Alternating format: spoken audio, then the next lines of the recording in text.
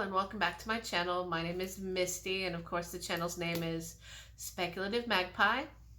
And we are here to do a book review. Now, the book that I finished is Haunted Nights. It's a Horror Writers Association anthology, edited by Ellen Datlow and Lisa Morton. And basically, I'd read you the back of the book, and then we'll come back and we'll talk about it, okay? So the synopsis is, Trick or treat. Halloween is the night of monsters come out to play. Long before its traditions became defined by the mass-produced masks, blood-soaked horror films, and carved pumpkins, the murky origins of All Hallows Eve lay rooted in the dark festivals and black magic. In old fables of diabolical tricksters and murderous pranks, and in the tales of cursed souls lost in purgatory, of vengeance and changelings. From sly modern narratives to haunting traditional stories, from the brutal to the experimental, these 16 stories brilliantly and terrifyingly explore the many facets, cultures, and traditions of our most provocative holiday. I really enjoyed this book. This book was awesome.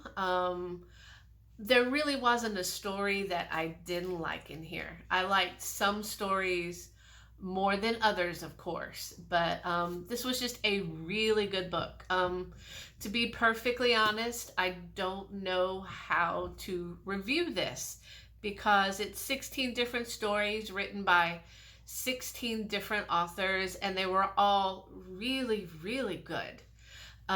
So I guess I could just talk a little bit about some of them. It opens up with Graveyard Weeds and Wolfbane Seeds by Shanann McGuire, and I'm probably saying that wrong. That was a really cute story. Wasn't very scary. It's, 4 delinquents go up to trash a house and then stuff happens. It was pretty interesting. I enjoyed it. Little creepy. Not very scary. The next one, Dirtmouth by Stephen Graham Jones. That was a really good one.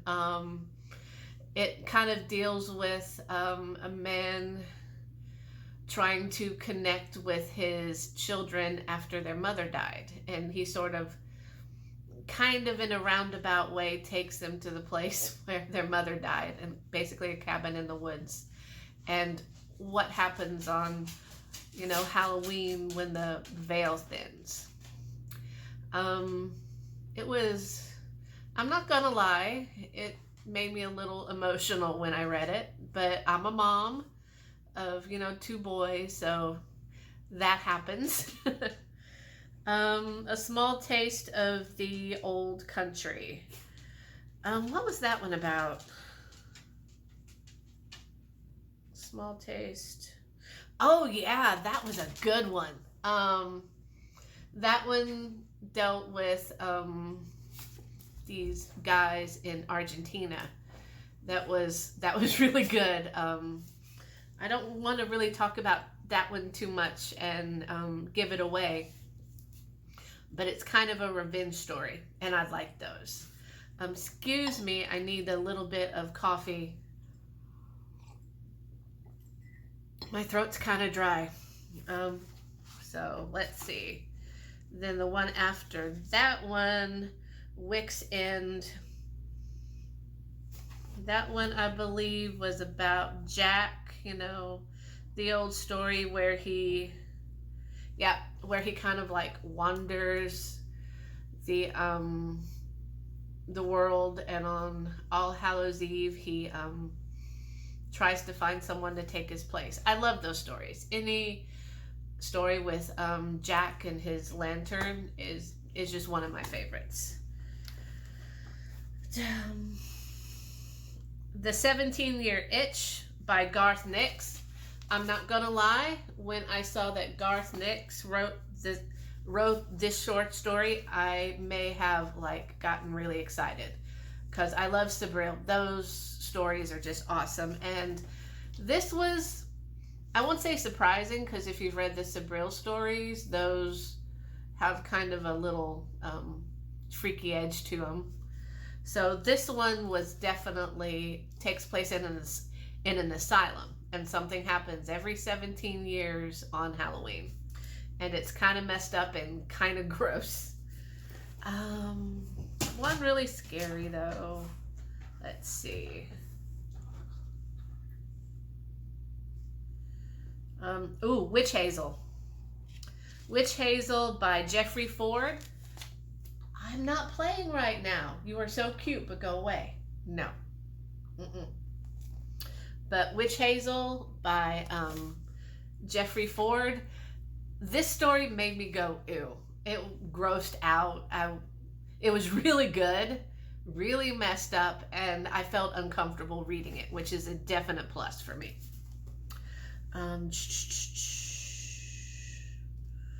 The Kelly Armstrong story was all right. Had a definite The Lottery feel to it.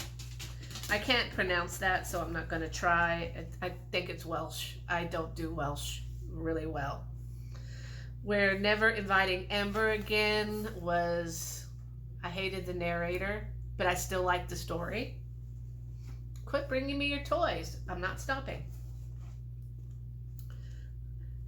Swear, it's like my puppy never gets any attention, or at least he thinks he never gets any attention.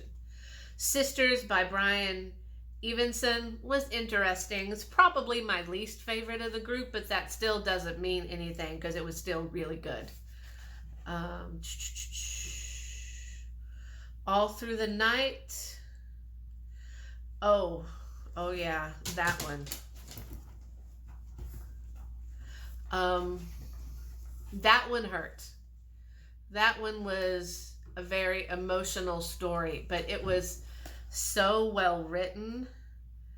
And it's by Elise Foyer-Eddy. Oh my gosh, this story crushed me.